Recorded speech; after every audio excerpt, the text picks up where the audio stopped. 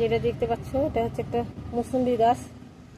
গাছটা আমি কিনে নেওয়ার পরে বেশ কিছুদিন ভালোই ছিল গাছটা। তারপরে লাগানোর পর আস্তে আস্তে দেখছি পাতাগুলো শুকিয়ে ঝিমিয়ে পড়ছে। তারপরে আবার দেখলাম যে ডালগুলো শুকিয়ে আসছে।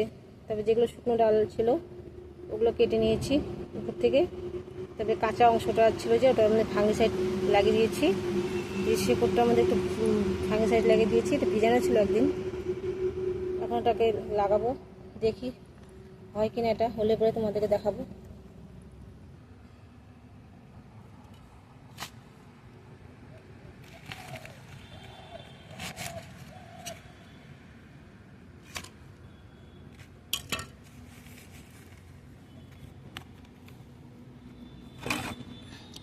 একটু ফাঙ্গিসাইডে জল দিয়ে দিচ্ছি।